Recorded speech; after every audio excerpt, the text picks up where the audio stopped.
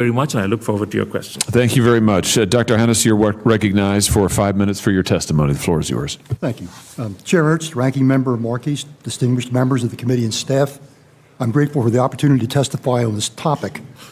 I'm a founding member of Georgetown University's Center for Security and Emerging Technology, where I track Chinese threats, technology threats posed by China. Prior to that, I was a senior intelligence service officer at CIA managing the same portfolio. These efforts led to 2 books, one Chinese industrial espionage in 2013 and 2021, and to other studies on the topic. My interest in Chinese foreign tech transfer began as a graduate student preparing a thesis on China's cultural predisposition for holistic thought, which has served China well in practical terms, but hinders progress in basic science that has plagued China since antiquity. I bring this up to emphasize that China's reliance on foreign ideas has historical roots not easily overcome. Another factor that drew me to the topic was the discovery that China treats foreign technology acquisition as an academic discipline. 科技情报学, literally S&T intelligenceology, on a par with other scientific fields replete with degree programs, how-to manuals, academic journals, and career positions supported by legislation and an army of some 100,000 S&T intelligence operatives. That's the term they use.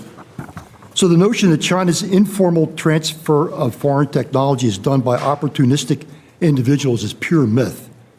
This is a state-backed, soup-to-nuts system that has been running at the central government's direction since the 1950s and is not abating even as China's indigenous accomplishments grow.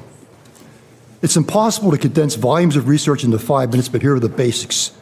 China uses 3 types of transfer practices: legal, illegal, and extra-legal. Illegal transfers run from insider operations, patent infringement, reverse engineering, to the hacking and clandestine exploits we read about in the press. These tech espionage cases are so numerous that the ODNI issues 2 annual reports, one for China and one for the rest of the world. Legal transfers done through China's US-based subsidiaries, startup accelerators, targeted hires, direct and indirect investment, mergers and acquisitions, and tech for trade agreements are easy to spot but hard to counter because US participants and oversight officials often confuse legal with in the US interest. Finally, there are a dozen categories of extra-legal venues that China uses, including front organizations for deniability, paid short-term visits to state debriefing centers, overseas technical support guilds, online recruiting, and, of course, China's human talent recruitment programs. In a 1923 book on artificial intelligence, we gave examples of US firms in China, including Microsoft, Intel, and IBM, working with China on AI developments and credited by the Chinese alumni of the programs as critical to China's success. In the same book, we named 10 types of venues used to effect transfers from foreign academics, such as school-to-school partnerships, co-authorship, and a practice called using foreigners to draw in foreigners.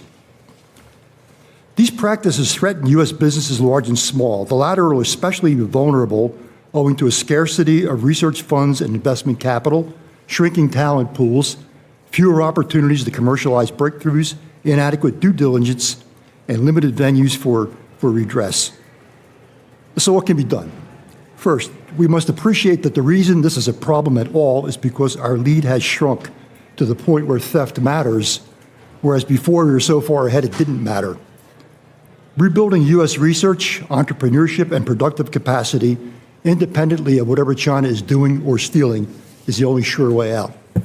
Meanwhile, we propose 5 common sense measures.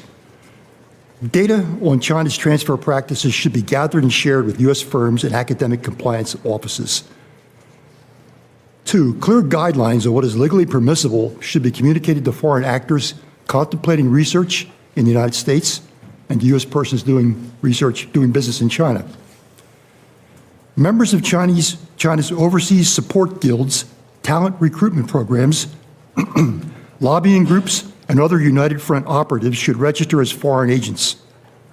4, recipients of U.S. government funding should report contacts with or travel to China to minimize China's ability to benefit from U.S. federal and state level investment. Finally, there are opportunities for U.S. authorities to stand China's transfer apparatus on its head by seeding these venues with persons disposed to support U.S. interests. We're past the point where this problem can be ignored.